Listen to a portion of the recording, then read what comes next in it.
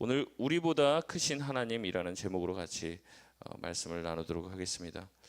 오늘 본문 12장의 말씀은 세 친구들에 대한 욥의 대답으로 이루어졌습니다. 오늘 이 욥의 대답은 크게 세 부분으로 갈리는데, 먼저는 1절에서 6절까지의 내용이 첫 번째 문단이 됩니다. 이 부분에서 친구들을 향한 욥의 공격이 시작이 됩니다. 욥은 친구들에게 2절 말씀해 보면 그렇게 얘기합니다. 그래, 너 참 잘났다. 너만 하나님의 참 백성이냐? 내가 너희만 못하겠냐? 왜 너희가 제일 똑똑하다고 하냐라고 하면서 그들의 말을 비꼽니다. 누가 너희 말을 모르느냐? 너희가 하는 모든 말들은 나도 하는 말들, 또 나도 아는 말들이라고 이야기합니다. 그래서 우리가 어제 살펴봤던 말씀에 의하면 이 소발은 욥에게 그렇게 계속 얘기합니다. 하나님께 빨리 돌이켜라. 그러면 내가 용서해 주겠다라고 말씀을 계속합니다. 거기에 대해서 욥이 얘기하는 거죠. 내가 그걸 모르냐? 나도 네가 아는 하나님은 나도 아는 하나님이다. 그러나 지금 자기의 상황은 자기가 평소 알았던 하나님과는 너무 맞지 않은 거죠. 그래서 내가 지금 이렇게 힘든 거다, 그 얘기를 하는 겁니다. 그러니 너희들이 내가 아는 얘기는 더 이상 하지 말라, 이렇게 이야기하는 것이죠. 4절을 보면 하나님께 멋지게 응답받던 내가 이제는 어떻게 됐다는 겁니까? 너희들에게 웃음거리가 되었다는 거죠. 내가 예전에는 너희들 중에서 제일 하나님한테 복을 받아갖고 은근히 너희가 나를 부러워했지. 그러나 이제는 내가 너희에게 웃음거리가 되었고, 의롭고 온전한 자가, 자기 자신을 얘기하는 겁니다. 의롭고 온전한 내가 어떻게 되었다는 거예요? 완전히 조롱거리가 되었다고 이야기합니다. 그러면서 5절의 말씀을 하는데요, 이 5절의 말씀은 해석이 쉽지가 않은데 공동 번역으로 보면 이렇게 이야기합니다. 태평무사한 자의 눈에는 재난에 빠진 자가 천더기로 보이고 미끄러지는 자는 밀쳐도 괜찮은 자로 보이는 법이지. 그러니까 평소 때는 이들이 욥을 향해서 그렇게 무례하게 하지 않았던 것 같아요. 오히려 욥이 제일 부자였고 제일 옳았고 욥이 제일 지혜롭고 의로웠기 때문에 감히 그들은 욥에게 함부로 하지 못했습니다. 근데 이제 어떻게 해요? 욥의 친구들이 욥에게 막 공격을 하는 걸 보니까 이제 욥을 어떻게 생각하는 거예요? 이제 무시한다고 생각하는 거죠. 내가 이렇게 지금 곤란을 당하고 환난을 당하니까 마치 너네들이 그동안 나를 부러워하고 시기 질투했던 것을 이런 식으로 지금 나한테 풀어내는구나. 내가 이제는 너희가 나를 밀쳐도 되는 자처럼 생각하는구나, 이렇게 이야기하는 겁니다. 너희가 이제는 내가 한심해 보이냐? 내가 이제 미끄러지고 넘어지고 쓰러져 있으니까 더 밀어도 괜찮은 사람처럼 보이지라고 하면서 그들이 자기의 상황을 공감하지 못한 것에 대해서 원망을 합니다. 6절 말씀은 너희도 강도들은 형통하고 하나님을 진노하게 하는 자들이 평안한 것을 보지 않느냐라고 이야기를 합니다. 무슨 말입니까? 그들이 말하는 이 인과응보의 법칙이 통하지 않는다는 것은 너희들도 알지 않냐라고 얘기하는 거죠. 그러니까 인과응보의 법칙대로만 하면 이 세상에 악인이 존재할까요? 안 존재하지 않을까요? 존재할 수가 없죠. 왜냐하면 악한 자들은 어떻게 해요? 하나님의 심판을 받고 멸망당하기 때문에, 인과응보의 법칙에 따라서. 그러면 선한 자들만 이 세상에 남게 되겠죠. 근데 실제 세상을 보면 어떻게 해요? 악한 자들이 잘 삽니까? 못 삽니까? 잘 살아요. 크게 공감하시네요. 악하고 못된 사람들이 잘 살아요. 그러면 하나님의 인과의 법칙이 적용되는 겁니까? 안 되는 겁니까? 안 된다는 거죠. 하나님의 인과의 법칙이 작동된다고 너가 자꾸 얘기를 하는데, 그래, 니네 말이 틀린 말은 아니다. 근데 현실을 보자. 악한 사람들이 정말로 다 멸망하더냐? 그래도 마지막에 가면 멸망한대요. 그런 사람들도 있겠죠. 하지만 죽을 때까지도 그냥 큰 문제 없이 잘 죽고, 네. 뭐 선하게 산 사람은 막 온갖 질병을 앓다가 막 고생하면서 돌아가셔도 오히려 악한 사람은 평탄하게 죽는 것 같고, 그의 자녀들도 잘 되는 것들을 너희가 보지 않냐는 거예요. 그래서 6절에 강도의 장막은 어떻다는 거예요? 형통한다는 거죠. 하나님을 진노하게 하는 자는 오히려 평안하다는 겁니다. 그런 일들이 세상에 비일비재한데 너네들이 왜 자꾸 그 인과응보의 법칙만을 강조하냐? 조금만 세상을 봐도 그게 다 통하지 않는다는 것은 아는데 왜 그 법칙을 자기한테만 지금 과도하게 적용하고 있냐는 거죠. 여러분, 인과율은 대체적으로 맞고 대체적으로 정상적으로 작동을 합니다. 그러나 그 인과율에 맞지 않는, 원인과 결과가 명백하지가 않은 일들 또한 많이 있다는 거죠. 그럼 거꾸로도 얘기할 수 있습니다. 의인은 항상 복을 받을까요? 그렇지 않을 수도 있다는 겁니다. 누구를 빗대서 얘기하는 거예요? 자기를 얘기하는 거죠. 나도 의롭게 살고 하나님 앞에 바르게 살았지만 하나님께 벌을 받고 고난을 당할 수도 있다고 얘기하는 겁니다. 악인들이 형통할 수 있다면 의인들 또한 어떨 수 있다는 거예요? 고난 가운데 있을 수도 있고 의인들도 부당한 일을 당할 수가 있다고 이야기하는 것이죠. 그러면서 욥의 친구들의 말들이 잘못되었다고 이야기합니다. 두 번째 문단은 7절부터 12절까지의 문단입니다. 여기서 욥은요, 친구들의 지혜가 대단한 지혜가 아니라고 얘기합니다. 앞서 11장에서 소발은 하나님의 지혜는 엄청나다, 그리고 모든 만물도 이것을 다 안다라고 이야기합니다. 욥은 그 말을 그대로 되받아칩니다.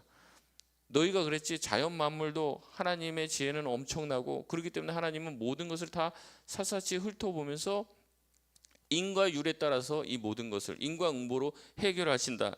자연도 다 안다, 이런 얘기를 한 거예요. 그 말을 그대로 받아칩니다.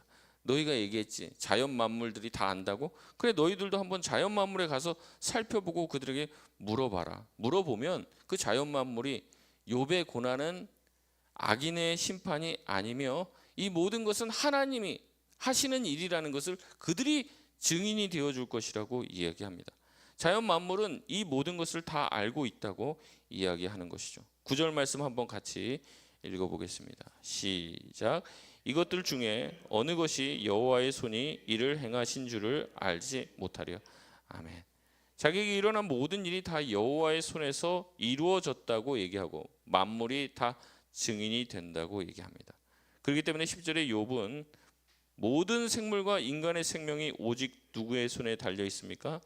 다 그의 손, 하나님의 손에 달려 있다고 얘기합니다. 그러니까 자기가 이제 이 고난의 원인을 왜 이런지는 알지 못해요. 근데 누가 한 줄은 알아요? 하나님이 하시는 줄은 아는 거예요. 그러니까 자기의 고난의 끝은 결국에 하나님이 자기에게 고난을 해결해 주시지 않으면 이 고난이 풀리지 않는다는 것을 안다는 거죠. 11절 12절을 통해 욥은 나이가 먹으면서 너희가 지혜가 있어야 되고 명철이 있어야 하는데 새 친구들은 자연 만물도 다 아는 사실을 모르고 그들의 귀와 혀가 전혀 작동하지도 않고 나이가 들면 늙은 자에게는 지혜가 있어야 된다 12절에 말하는데 장수하는 자에게는 명철이 있어야 되는데 욥의 친구들에게는 그게 있다는 거예요, 없다는 거예요? 없다는 거예요. 아주 단순하게 지금 가고 있다는 거죠. 다시 말해서 욥은 새 친구가 나이만 먹은 꼰대라고 얘기하는 겁니다. 제가 국어사전을 찾아보니까 꼰대는 늙은이를 가리키는 은어 이렇게 이야기합니다. 그러나 우리는 지금 단순히 나이가 많은 사람들을 꼰대라고 말하지 않습니다. 꼰대라고 얘기하면 그거예요. 답답하고 말이 안 통하는 사람, 고집이 센 사람을 꼰대라고 이야기하고 꼰대 같다 이렇게 얘기하는 거죠. 인터넷을 보니까 나도 꼰대일 수 있다. 꼰대 방지 5계명이 있습니다. 그래서 이걸 봤는데요. 한번 들어보십시오. 이걸 알면 이거를 잘 기억하고 있으면 나도 꼰대가 되지 않을 수 있다. 나이 먹고. 첫 번째는 이겁니다. 내가 틀렸을지도 모른다. 이걸 알고 있어야 된다. 내가 틀렸을지도 모른다. 두 번째는 제가 만든 건 아닙니다. 있는 걸 갖고 왔는데. 두 번째는 내가 바꿀 수 있는 사람은 하나도 없다. 세 번째는 그때는 맞았지만 지금은 다르다. 말하지 말고 들어라. 답하지 말고 물어라. 다섯 번째는 존경은 권리가 아니라 내 인생의 성취이다. 이렇게 얘기하는 거예요. 그래서 이제 자기가 이제 존경을 당연히 너는 내가 연장자니까 날 존경해야지. 이게 아니라 자기가 살아온 족적에 대한 이제 성취로서 내가 얻게 되고 사람들이 인정해 주는 거지. 이제 내가 나이 많다고 무조건 나를 우대해 달라. 이게 이제 안 통하는 시대가 되었다는 거예요. 이제 제가 이걸 읽는데 뭐 제가 가장 먼저 꼰대가 되지 말아야겠다 이런 생각을 했습니다. 점점 제 애들을 보면서 자꾸 저도 이런 모습이 되는 것 같고, 저도 뭔가 이렇게 바꿔보려고 하고 애들을 어떻게 해보려고 하는데 잘 안 되더라고요.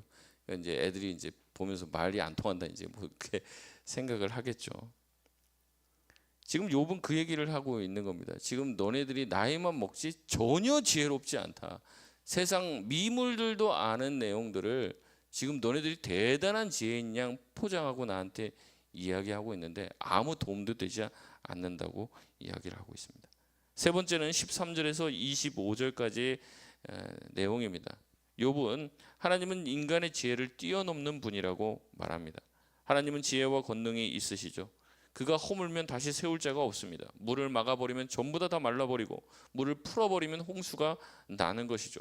하나님은 능력과 지혜가 있어서 속는 자나 속이는 자나 다 하나님의 손바닥 안에 있다고 말합니다. 똑똑한 사람을 바보로 만들어 버리시고 바보도 똑똑한 사람, 지혜자로 만드시는 분이 바로 하나님이십니다. 실제로 그렇게 하시죠. 왕도 허리띠를 풀러서 포승줄로 바꾸시는 분이십니다. 민족을 사로잡혀가기도 하시고 다시 돌아오게도 하시는 분이 하나님이십니다.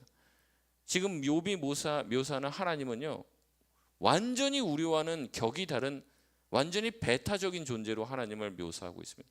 우리는 하나님에 대해서 생각하면 굉장히 친밀하게 생각하고, 우리가 생각하고 우리가 묵상하고 뭐 우리가 조금 이제 기도하며 나아가면 하나님을 포착할 수 있는 줄 알아요. 하나님에 대해서 어느 정도 알 수 있는 줄 아는데 욥은 전혀 알 수 없는 완전 외계의 존재인 것처럼 하나님을 묘사합니다. 그만큼 하나님은 다르신다는 거죠. 왜 민족을 잡혀가게 하시는지도 모르고 어느 때에 돌아오게 하시는지도 모릅니다. 하나님의 주권 안에서 모든 것이 다 이루어집니다. 그렇기 때문에 우리는 그 하나님에 대해서 명확하게 알 수 있는 게 없다고 얘기하는 거죠. 물론 이런 묘사들은 새 친구도 똑같이 생각하는 것이죠. 그들 또한 하나님이 완전히 지혜로우시고 하나님의 모든 주권 안에서 이 모든 것이 이루어진다고 생각합니다. 근데 전제가 조금 달라요. 새 친구들은 여전히 인과응보의 하나님이라는 그 틀 안에서 하나님의 전능하심을 이야기하고 있다면, 욥이 말하는 하나님은 어떤 분이냐면 인과응보의 틀을 벗어난 하나님이에요.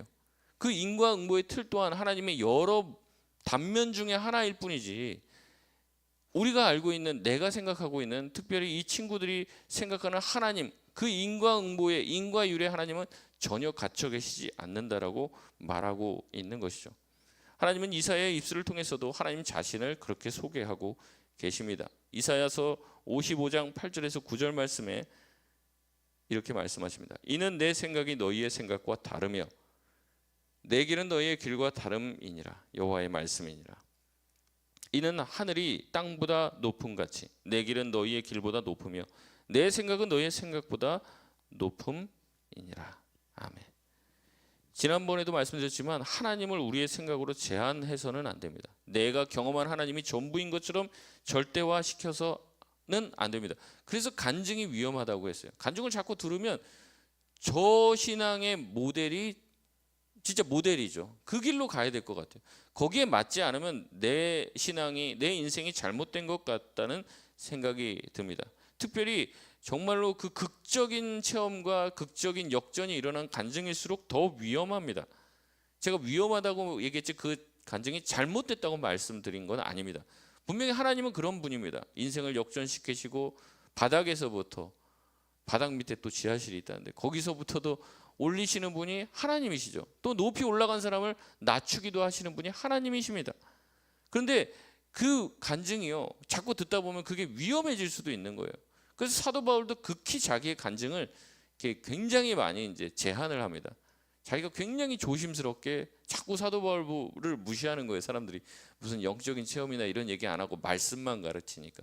사도 바울이 참다 말합니다. 조금 얘기합니다.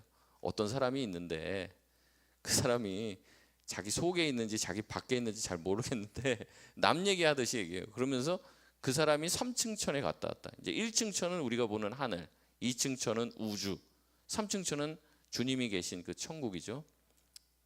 거기까지 자기가 갔다 왔다는 거예요. 그 영적 체험 거기 갔는데, 그러면 우리가 천국 갔다 와서 뭘 보셨습니까? 그러면 뭐 자꾸 뭐 여기에 뭐 바닥은 뭐 금으로 돼 있고 뭐 다이아몬드로 돼 있고, 어떤 사람 가 보니까는 충성 열심히 한 사람은 금면류관 쓰고 있고, 집도 막 50평 100평이고, 뭐 어떤 사람은 겨우 불 가운데서 몸만 겨우 빠져나와서 구원받은 것처럼 된 사람은 이제 개털 모자 쓰고 있고, 집도 뭐 이제 단칸방에 있다. 여러분, 거기가 천국입니까? 여기서도 비교당하는데 거기 가서도 비교당하면 거기 천국이 아니죠. 그런 간증을 막 해요. 그리고 막 좋다고 거기 쫓아다닙니다. 천국을 본 사람, 지옥을 본 사람. 근데 그런 게 아니에요. 사도 바울의 간증이 어떻게 보면 이제 성경적이고 바른 간증이죠. 사도 바울이 뭐라면, 내가 삼층천 갔다 왔는데 내가 너에게 말하노니 감히 사람이 이를만 하지 않은 것을 내가 보고 왔다. 그게 답니다. 그냥 그 뭔가 묘사를 할 수가 없다는 거죠. 천국을 인간의 언어로 묘사가 가능할까요? 사도 바울이 그런 거예요. 내가 올라가서 하나님을 만나고 체험하고 경험한 그 경험은 사람이 가히 이르지 못할 말들이다. 그런 걸 내가 보고 왔다. 그게 답니다. 그리고 자기가 그런 경험해라 막 이렇게 얘기하지도 않는다는 거죠. 그렇기 때문에 간증이 위험할 수도 있다는 걸 아는 거예요. 굉장히 간증은 주관적이죠. 객관화되지 않습니다. 객관화된 거는 말씀밖에 없는 것이죠.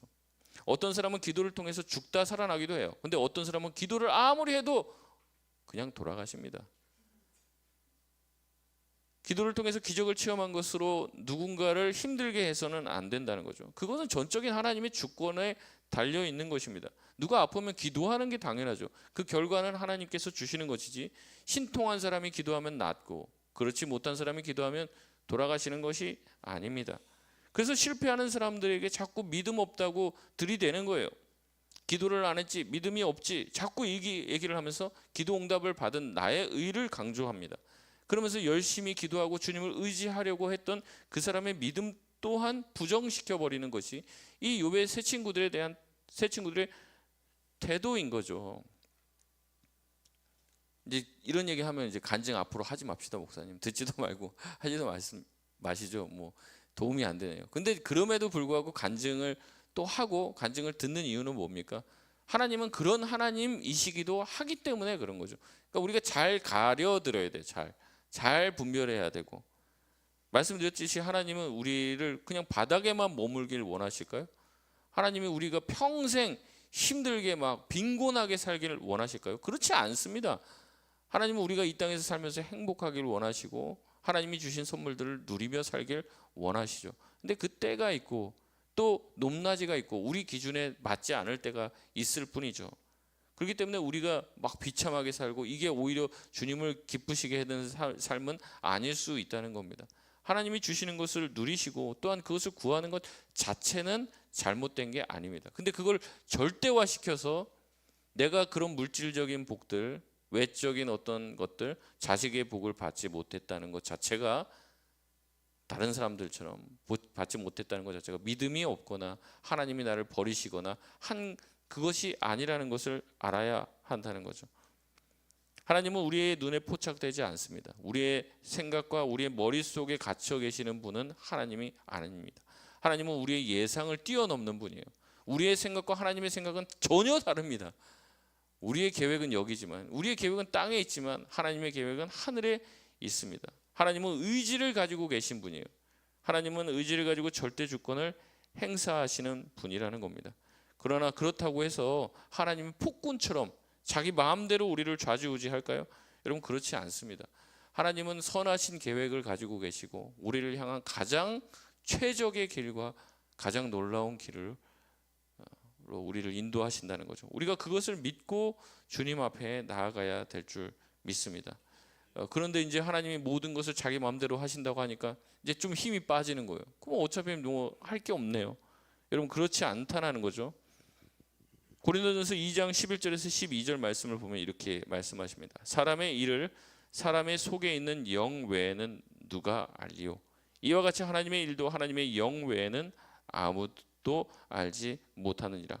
우리가 세상의 영을 받지 아니하고 오직 하나님으로부터 온 영을 받았으니 이는 우리로 하여금 하나님께서 우리에게 은혜로 주신 것을 알게 하려 하심이니라. 아멘. 그러니까 하나님의 생각은 누구만 아는 거예요? 하나님의 영만 아는 거예요. 근데 그 하나님의 영을 우리가 세상의 영이 아닌 하나님의 영을 받았다는 거죠. 근데 하나님의 영을 우리 가운데 주신 이유는 뭐냐면 우리로 하여금 하나님께서 우리에게 은혜로 주신 것이 무엇인지 알게 하려고 그랬다는 거예요. 알게. 그래서 우리가 고난 가운데도 그 기도하는 가운데 주의 성령을 통해서 우리 가운데 왜 이런 고난을 허락하셨는지, 왜 이런 힘든 가운데 있는지를 어렴풋이 느끼고 알게끔 하신다는 거죠. 그걸 모르기를 하나님 바라시지는 않습니다. 우리가 기도할 때 그걸 알길 원하시는 거죠. 그러니까 고난 가운데 더 기도해야 될 줄 믿습니다. 어렵고 힘들면 더 주님 앞에 나오라는 거죠. 그러면 성령께서 우리가 명백하게는 아니어도 우리 마음 가운데 알게 하시는 거예요. 왜 이 길 가운데 들어섰는지. 하나님 왜 나를 여기 보내셨어요? 하나님 왜 나를 여기 있게 하셨어요? 기도하면 성령께서 알게 하신다는 거예요. 근데 지금은 모릅니다. 지금은 우리가 예수를 믿은 후에 하나님께서 하나님의 영이신 성령을 우리에게 주셨다는 것은 이 성령을 통해서 우리에게 주신 많은 것들을 기억나게 하시고 십자가, 고난, 죄와 용서, 회개 이런 것이 우리에게 왜 필요한지를 깨닫게 해주시며 이 모든 것이 하나님의 사랑과 계획 가운데 있다는 것을 느끼고 깨닫게 해주시는 거죠. 그래서 하나님은 때로는 고난을 통해 우리에게 선물을 주시는 분이라는 것을 알고 고난의 길과 험한 길, 십자가의 길도 담대히 걸어갈 수 있게 하시는 분이라는 겁니다. 말씀을 맺겠습니다. 많은 사람들이 하나님을 안다고 얘기합니다. 그러나 안다고 말하는 순간 우리는 하나님에 대해서 알지 못하는 사람이 되는 거예요.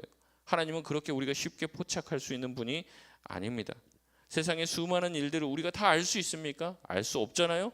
그런데 어떻게 내 인생이라는 정말 우주의 집합체, 아주 소우주라고 하는 인생조차 우리가 어떻게 알 수 있겠습니다. 알 수 있겠습니까? 근데 그것을 알 수 있는 길이 있는데 그것이 뭐냐면 기도를 통해서 성령께서 우리에게 말씀해 주실 때 우리가 인생을 깨닫게 될 줄 믿습니다. 날마다 기도하시고 주님 앞에 엎드림으로 성령님의 지도를 받고 주님이 기뻐하시는 길을 걸어갈 수 있는 우리 모든 송파동교회 성도들 되시길 바랍니다. 우리 시간 기도하겠습니다.